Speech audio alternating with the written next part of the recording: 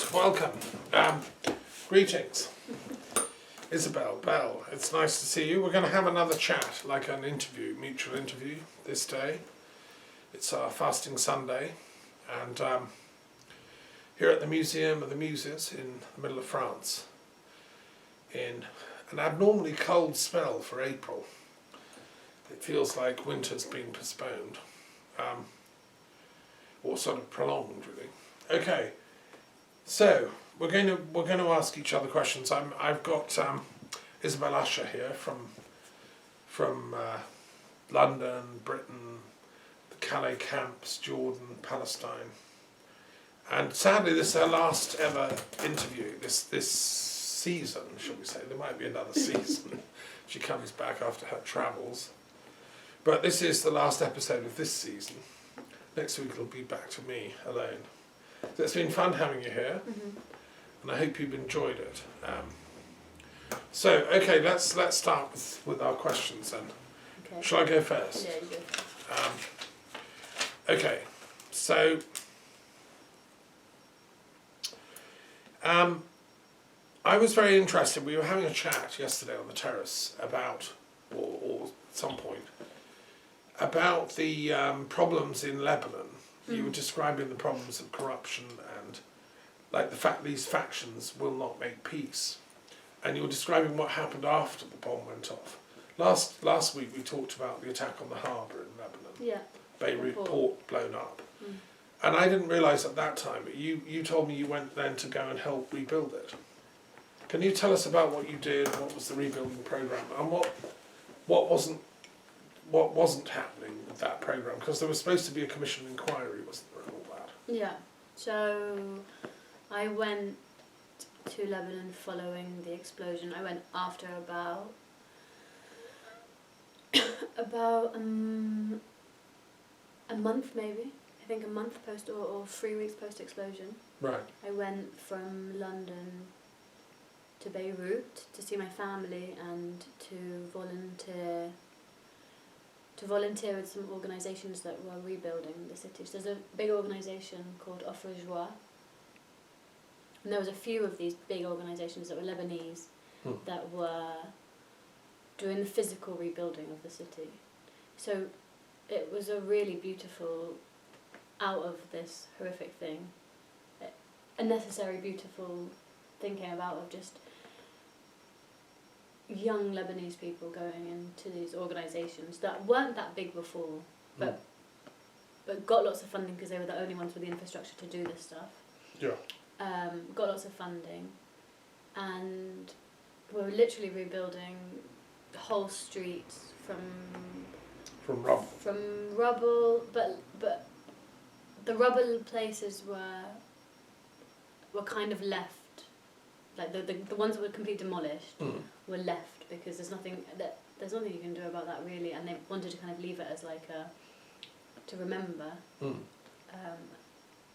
what happened. They've got another they have from the Civil War, a big hotel they're called the Holiday Inn, which used to be the places for snipers, and they've left it as like a relic of the war to remind people of what happened, not to forget.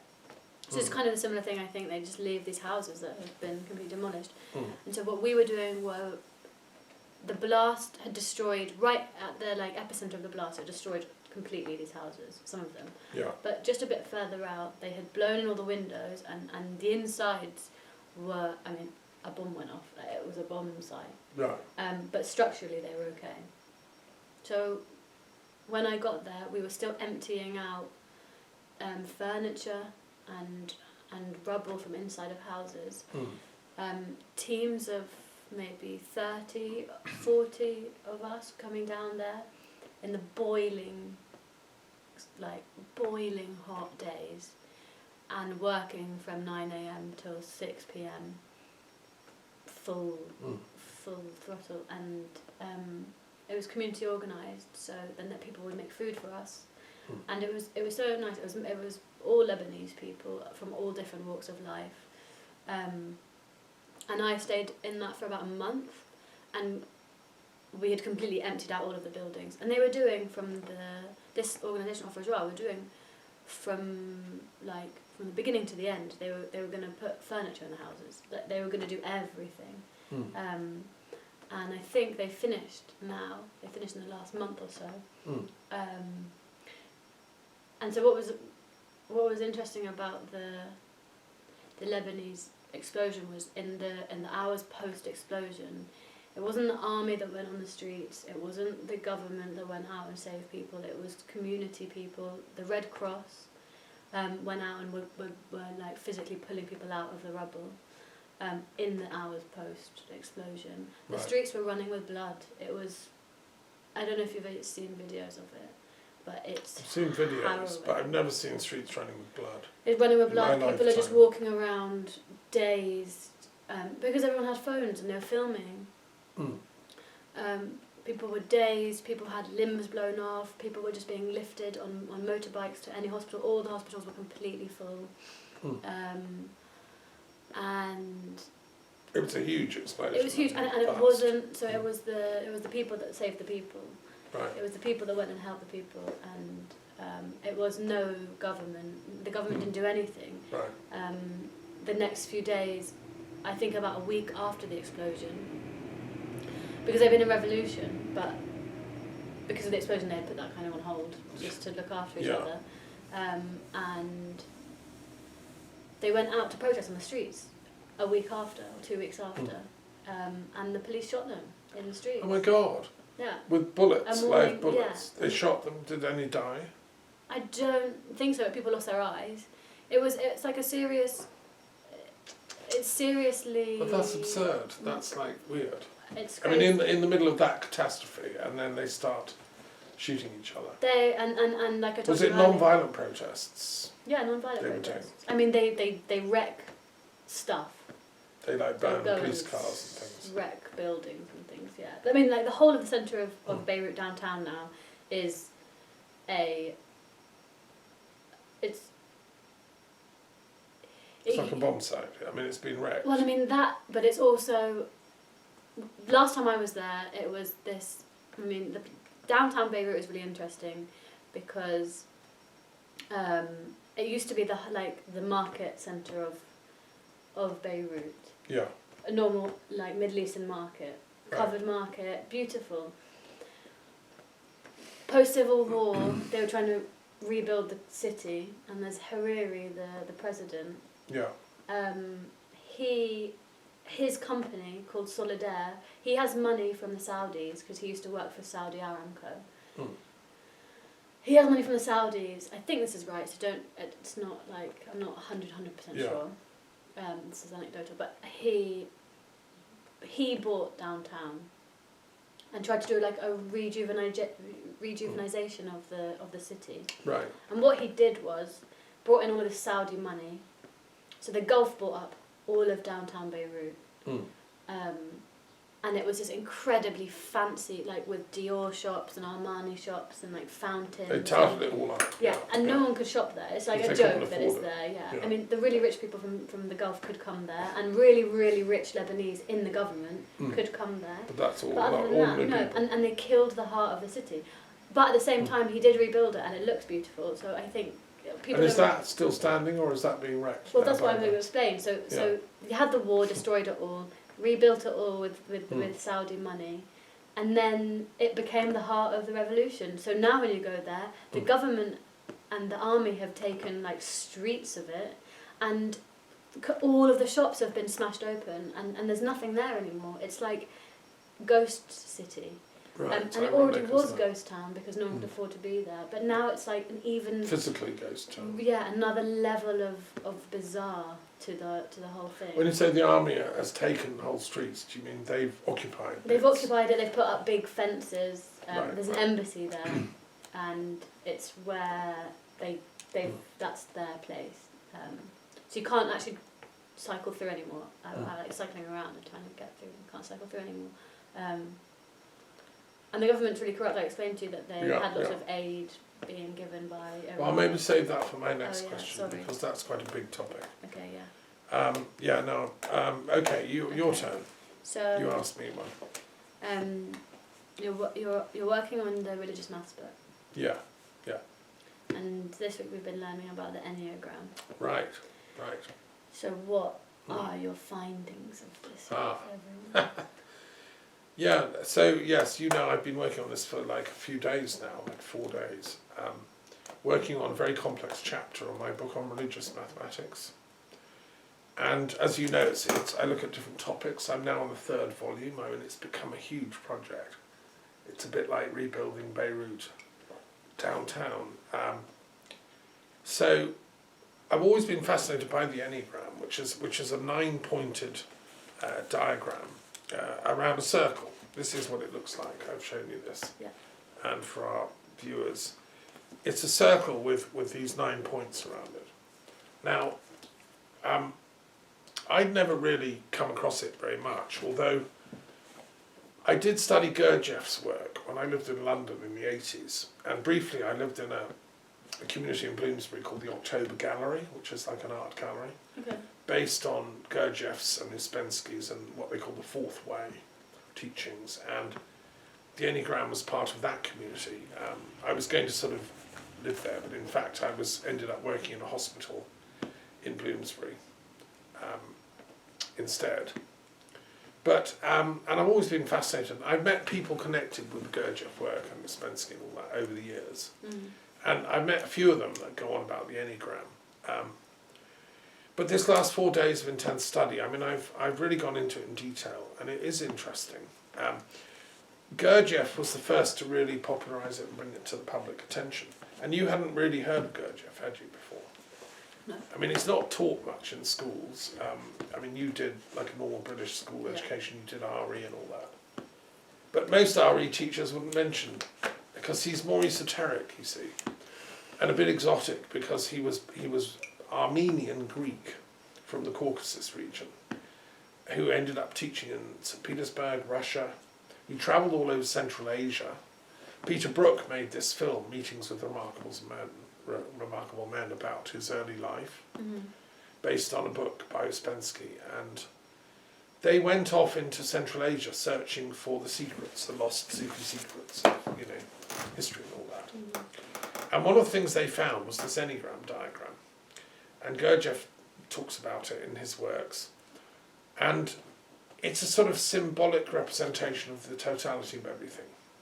Now, it's very similar, therefore, to the Kabbalistic tree of life, which we've talked about, and which is more generally better known. And it's also similar to the Pythagorean tetractys, which is the 9 points in an equilateral triangle.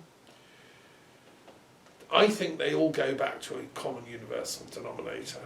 I mean, Pythagoras was part Phoenician. He studied in the temples in Egypt, Babylon, Greece, and Gurdjieff, travelling around Central Asia, undoubtedly came into contact with Sufi groups who were using the Enneagram.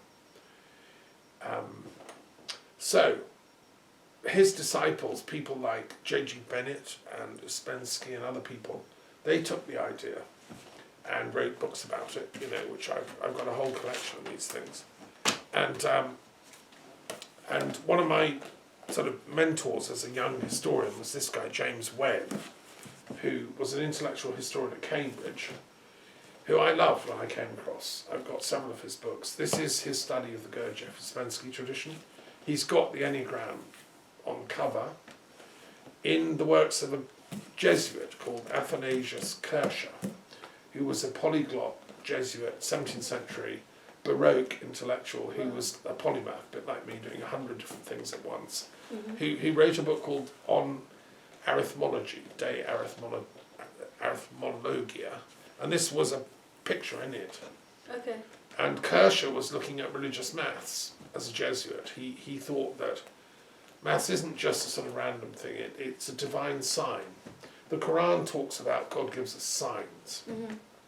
In the reading this morning from the Quran, we learned that, and you're a bit of an idiot if you don't actually pay attention and listen to the signs. Yeah.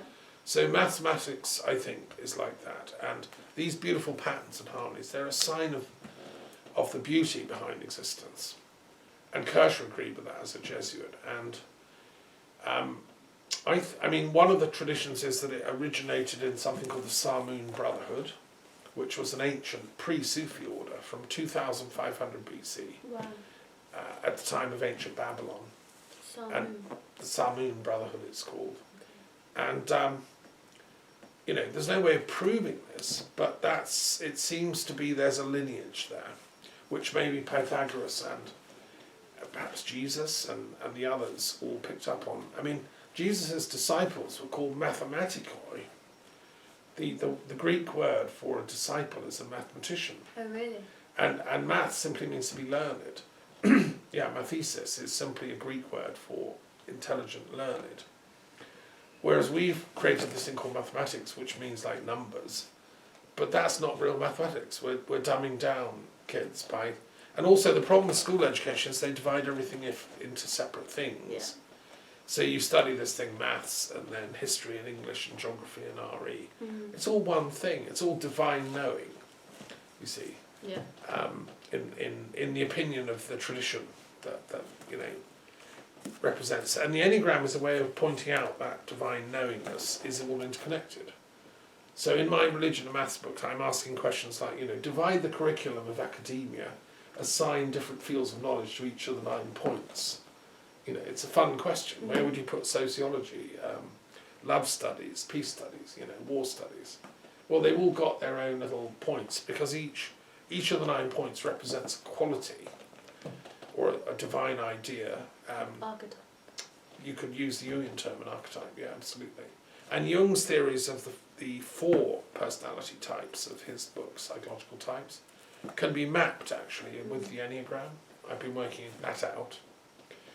And you have, you know, it can be easily done. And then the 9th point, this one, is the sort of, is the self. It's the mediator, the peacemaker, which stands outside the other 8. So that's, you know. And yeah, it's been absolutely fascinating to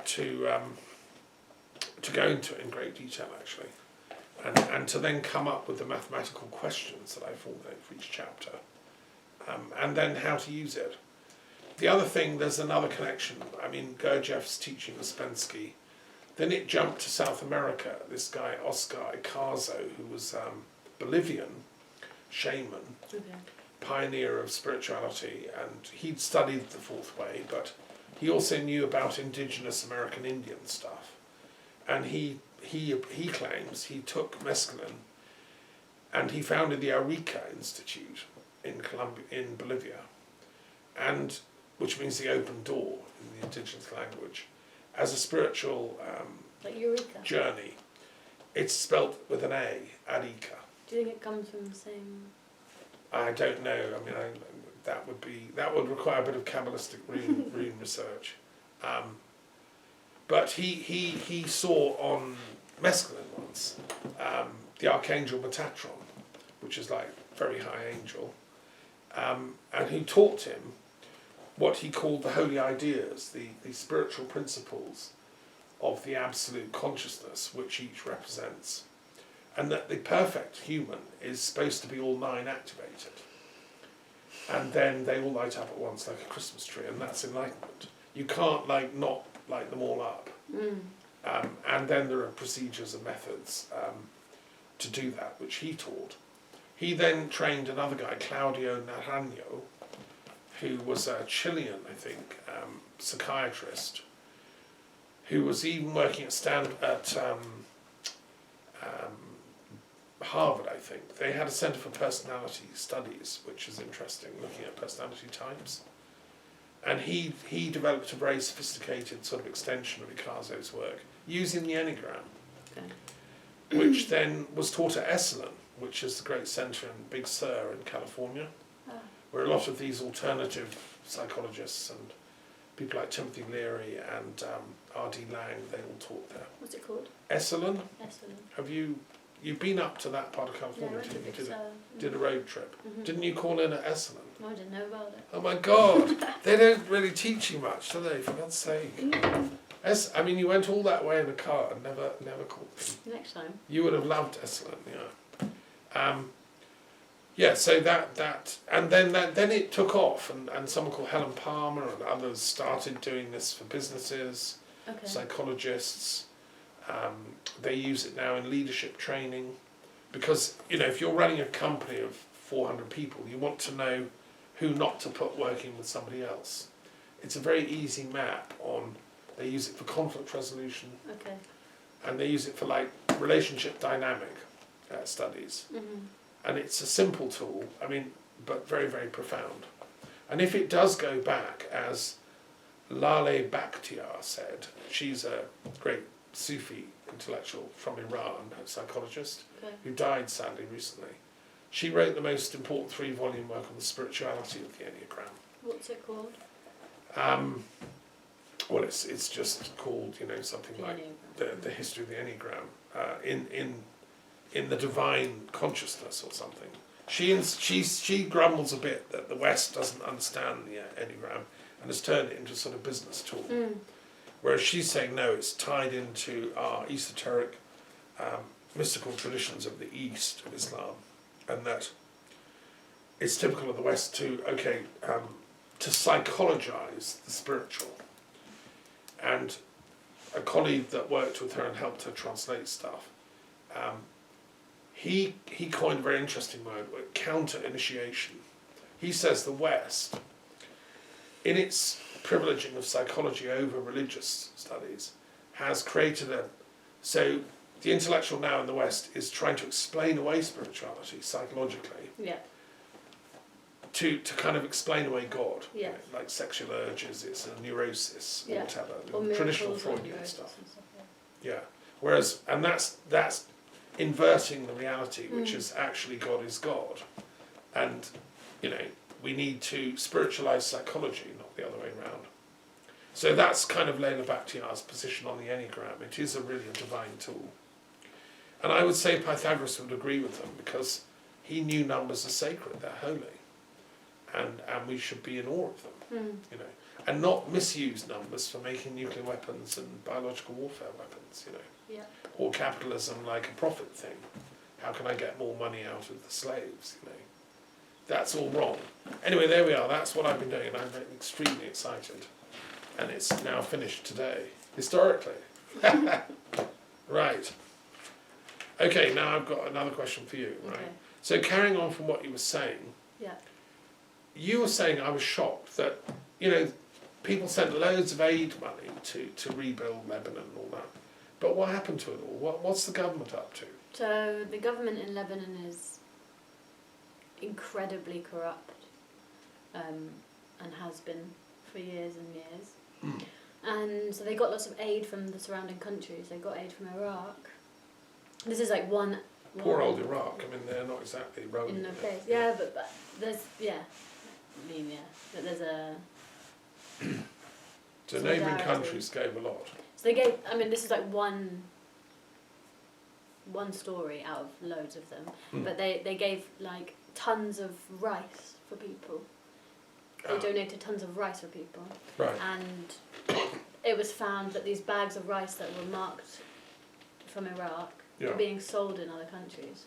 So the government had taken them and sold them for profit, which is insane. And then also lots of aid. They were storing lots of flour, because bread is, you know, if you have bread you have food. Yeah, the staple. Yeah, so they had lots of flour donated, and the government stored them just in a room, and the room wasn't watertight, so just it got destroyed. And so it was just like absolute. It's like being run by. It's a joke. It's a serious joke, whatever. But it's a sick joke. It's not a funny one. It's like incredibly intelligent country, Lebanon, with full of wisdom, and like the conversations I have with people about music and philosophy and art, and like proper dinner parties and pianos and like beautiful things going on. And then what's running the country is like unbelievable stupidity. Because it could be. Could be amazing. I mean, if they got their act together. Could be amazing, and I don't even think that the government is just really old and not that smart people who just want money and who just want power and who want to stay in power for God knows what reason. And they're all like patriarchs, age 91 type. They're all exactly the same. They all are about to die though, so I don't know what happened. Then the sons will inherit the thing. That's the thing. It's like it's. And you were telling me they're like warring factions, so but nothing gets done. No, there's no actual hadn't government. had a government for years. Yeah. And. So there isn't a prime minister or president. There is, but they're not really doing anything at the moment because it's just like a frozen. So they don't have a government. cabinet. They don't have a function. No, and then what happened is after the explosion, they agreed to put this guy Hassan Diab as the leader, as the president. Okay. But he just was like, he was just nothing. He was a nothingy man. He wasn't bad. He wasn't good. There's no. Not competent. And the revolution didn't provide. They want a complete dismantling of the entire structure. Right. But they didn't have like a leader or a plan. focus or a thing. So I think it's beautiful. It was a beautiful thing what they did, but they didn't have a direction. And then what started happening was some of the factions started buying into the revolution. So you would have at the protest I went to, which was a year on from the revolution, on the 17th of October. It was marking 1 year of revolution. And what you had was local faction coming there and making speeches. And people everyone just left and was like, well, that's it, it's been bought out by something. Something's gone wrong here and the entire thing's been... So the human spontaneity of the people, that had gone. It was now like factions. It gets coming brought up, and I don't know in what sense. They put money into having this protest, which is just a strange thing. It just gets like a rent-to-protest crowd type thing. It's really... that is odd. Sad. And you were saying, just to clarify, that you said that quite a lot of these rich cabinet members, these government types, have been taking money out of Lebanon. Oh yeah. They don't put it back into Lebanon. No. They put it offshore accounts and stuff. I mean, the whole thing How do you know that? I mean, is that general knowledge? Or? Yeah. I mean, it's the corruption is unbelievable. Lots of them just don't live in Lebanon, and have like palaces in Lebanon, but you don't know where they are. They live abroad often. Yeah, and they just take all the money away from the country, and then what they do is they sell parts of. So what's so sad about Beirut is, which I wanted to start a project of taking pictures of all of the empty buildings. Walking down the street, it's honestly 15% is lived in of I don't know how the country works, but they have just like vast buildings with no one in them. So lots of them have been bought by people from Saudi Arabia just to put money, like offices money and in. stuff. Well, yeah, or like holiday homes and things like that. Just people with ridiculous amounts of money, which there are, which just make Lebanon uninhabitable because the prices are hiked up. Then there's no one living there. Ordinary people can't afford to. Yeah.